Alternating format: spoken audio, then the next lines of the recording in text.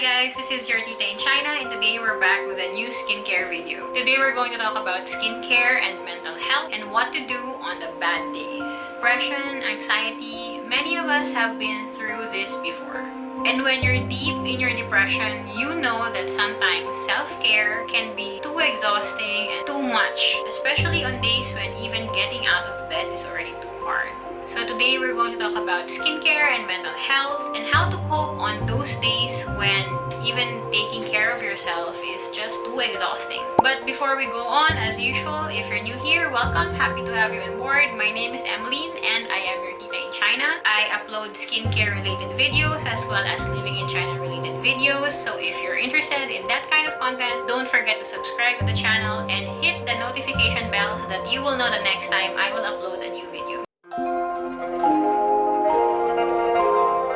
The first way to cope with the bad days is to think of your bad days as sick days. When you have the flu or if you have a fever, for example, you take your medicine. You have good, comforting food. Take a rest. You take a break. The bottom line is when you feel physically sick, you tend to do things that will help your body recover and get better quickly. And it's the same thing as when you are in a really, really bad day. You don't tell yourself hurtful things. You don't tell yourself violent words. You don't even think bad thoughts about yourself. You don't call yourself weak or sickly or stupid. The mindset should be the same for depression and anxiety. It's an illness, and when it strikes, you need to take a rest, you need to take a day off, and you need to help your body recover. And yet, when we enter our depressive days, we tend to be less kind to ourselves and more judgmental. We tend to say to ourselves bad or hurtful words as if that's going to make the sick day go away. But the fact of the matter is, it doesn't. When you have a depressive day or when you feel anxiety kicking in, it's not a sign of weakness or stupidity. It's a sign that you need to take a mental health break. Second, if you take meds for your anxiety or your depression, always have at least a couple days worth nearby. And when I say nearby, I mean like a dresser drawer or even like a box under the bed. It's something that is accessible, something that you don't need to exert too much effort to get, because you know that sometimes if it's really bad, sometimes even going to the bathroom is difficult. And I've been there and I know what it's like. As a matter of fact, I actually have an emergency stash of my medication in a personal fridge. I have a personal fridge in my room, and in the personal fridge I also have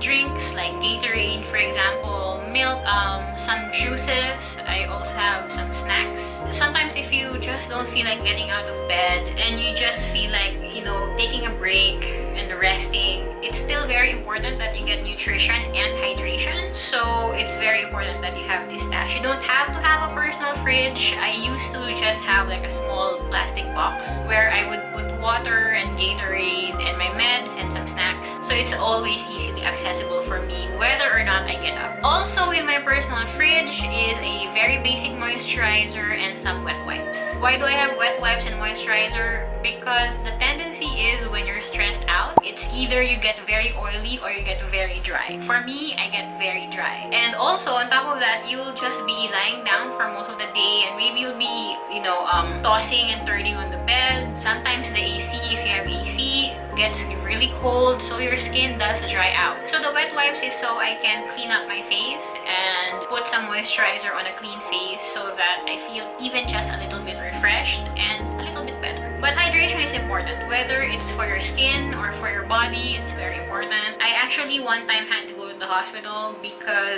not because I hurt myself or anything like that. It was because I was so dehydrated. I think I went for a couple of days not drinking anything. So I went to the hospital for that. Not really for the depression, but for dehydration. So hydration is very important. And hydration for your skin is also very important because you don't want to get out of that depressive couple of days with a zit or with a breakout because your face is really clogged up or your face is really dry and irritated. It's all about keeping yourself safe and healthy even during your downtime. It doesn't take much to make sure that you hydrate your skin because a very basic moisturizer will do. It doesn't have to be expensive, it just needs to be moisturizing.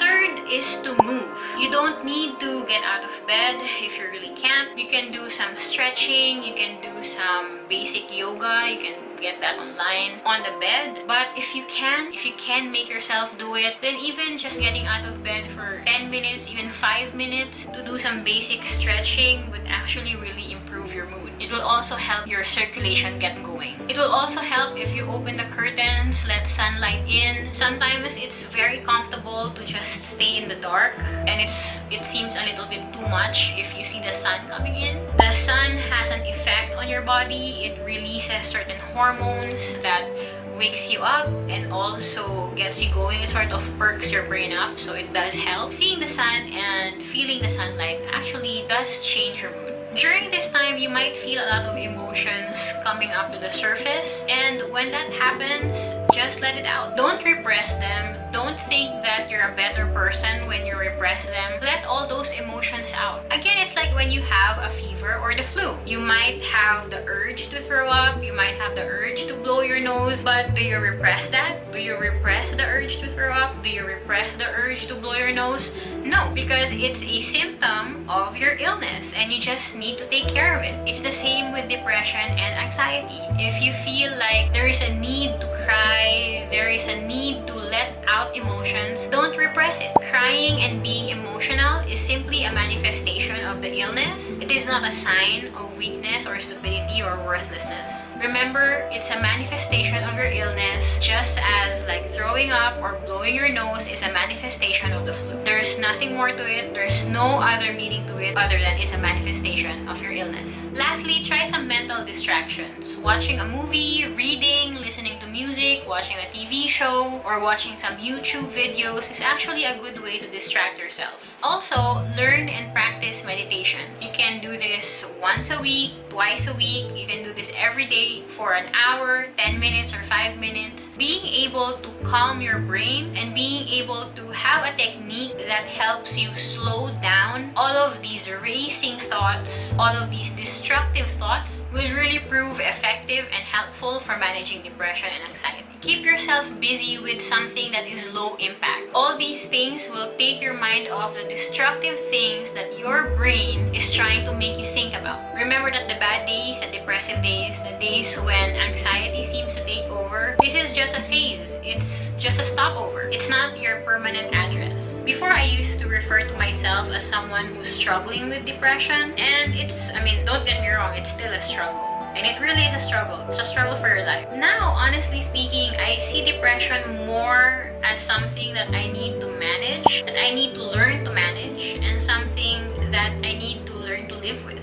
Of course, being cured of depression would be nice, and I'm sure it's going to happen when it's going to happen, but I'm not in a rush to get there. I treat my depression the same way someone with diabetes or someone with a heart problem treats their medical condition. So to that, I have pledged to change my diet and my lifestyle. I have limited my junk food to my fast food once or twice a month if I crave it at all. I have also pledged to myself to do at least 1 hour of physical exercise, even if it's just walking every day. I have also promised myself to do meditation, even if it's just 5 minutes every day. And these days, whenever the bad days happen, I do tell myself to be kind and to honor those bad days. I don't greet it with violence. I don't greet it with destructive thoughts and destructive behaviors. I face the dark days with a solid plan, and I know that it's going to be over soon enough if I don't fight with it too much. Remember that what we're dealing with is a medical condition. Seek help from a professional, seek help from a doctor, and develop your own ways of coping. The things that I have shared to you today are only guidelines, but it's really up to you to make a routine and a plan that works for you and for your individual needs. But never forget, be kind to yourself.